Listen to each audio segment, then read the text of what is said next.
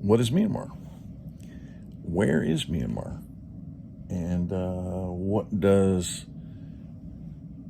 Myanmar mean to me, and how am I connected with it? If you watched my Myanmar in 2 minutes and 22 seconds, you got the vital statistics of it. Country in Southeast Asia, 60 million population, mostly Buddhist, 96%. And we hit some of the vital statistics. I'm not going to go over all that. Myanmar was first introduced to me in 2012.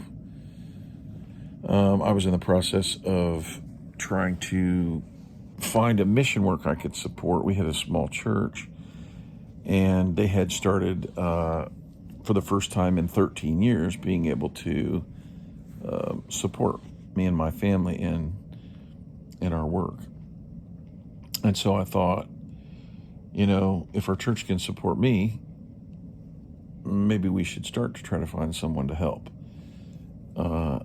Because we had really, really had a rough way to go, starting in the inner city, and I was kind of frustrated that we were winning people to Christ and having a successful time doing it, and really doing really good work, I thought. But we just didn't have a lot of people that came alongside of us and encouraged us and helped us.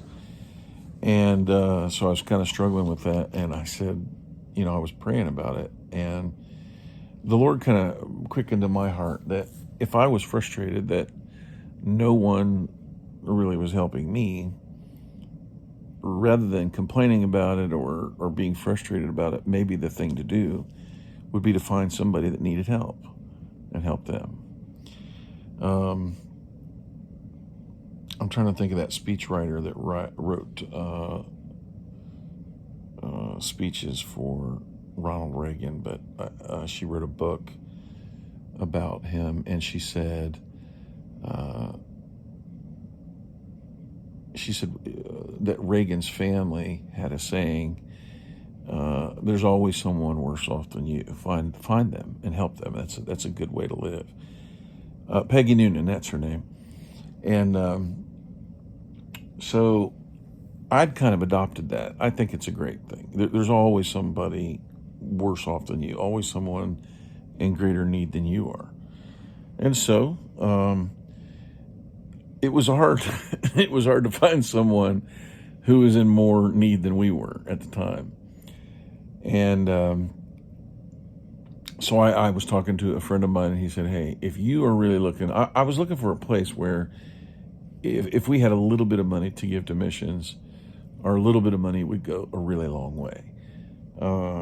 We didn't even have hundreds of dollars, but who wants to send money when what you're doing doesn't really matter, doesn't mean that much?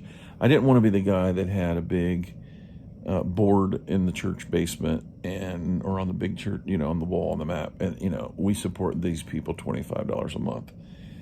I really wanted to get involved in one person's life and see if I could make a lot of difference. And so I wanted to find someone that was already doing the things I believed were important. Training leaders, reaching the lost, and having compassion on the poor, on widows and orphans. And honestly, I looked high and low, and I had a really hard time. But I met this guy, and he was telling me, hey, I know these people, and you should consider going. And I said, well, where is it? They said it's in Myanmar. And I was too embarrassed really to explain that I didn't know where it was. And so I'm like, oh, okay. And my first thought is that it maybe was a country in Africa, one of the many countries, and maybe a country I just wasn't familiar with. Sometimes countries change names frequently. And so anyway, I Googled it, and I was glad I didn't embarrass myself, because I found out it's a country in Southeast Asia. and that it is right next to Thailand, between Thailand and India on the Bay of Bengal. It's on the Indian Ocean. And I saw that, depending on how you look at it, it's 8.5 or 9,000 miles away. It's basically all the way around the world. And so I put my hat in the ring with some other ministers who were talking about sending somebody there, and I said, hey, I can't afford to go, but I've been looking for a mission to support myself, and so if you send me, it might be a good idea. So they actually agreed to send me, and so I couldn't afford my ticket. It was like a $2,500 ticket, airline ticket, and then there were expenses, so it was like $3,500, which to me at that time was astronomical amount of money. And so I went over there, and the guy who was supposed to go with me got sick. He couldn't go, and so I went by myself.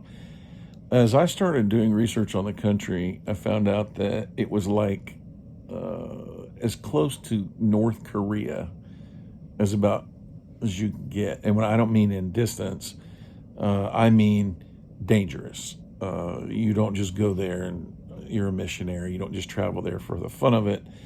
In this country, you were not allowed to own a camera. People that had cameras were picked up by the police like instantly. There were government spies everywhere, and it was pretty much a terrifying place to go. But what had happened is the internet had kind of changed things in the world, and opened up the idea that we could communicate with that country, and there were some emails coming from that country, and some other folks had gone and spent some time there, and that's the people that introduced it to me. So so I went by myself, and it was really, really, really scary. But while I was there, and I mean, I would see other people that seemed like they were from America or Australia. They would literally avoid eye contact with me. No one would look at me, talk to me, interface with me.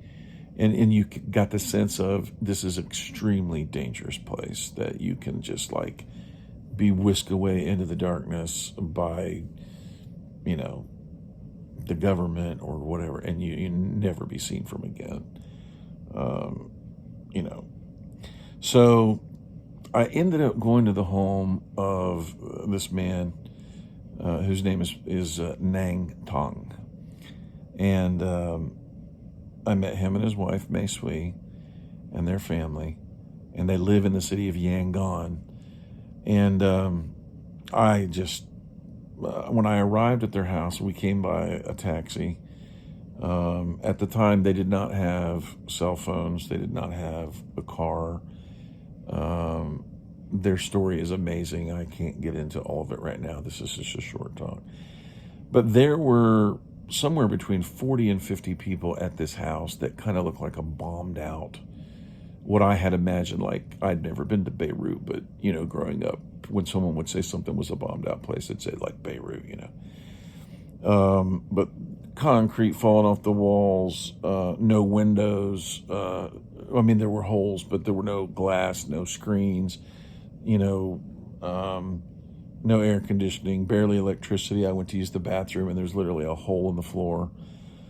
And but they had about 15 orphans living at their house, and they had elders from all over the country, and there were about 45 to 50 of these people in one place. And they were singing, and they welcomed me in and introduced me. And I ended up falling completely in love with these people. And it's really changed my life. I ended up writing a book about my visit there. It's called Myanmar Gold. You can get it at Foundations of Grace Publishing, which is a little publishing company we started. But I really enjoyed my time there, and what I learned about them and their life. They had an orphanage in their home. They had another orphanage in a different part of the country.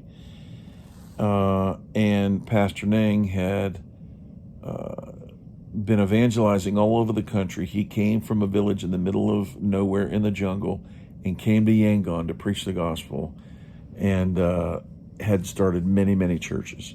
And that was the beginning of my journey with the people of Myanmar.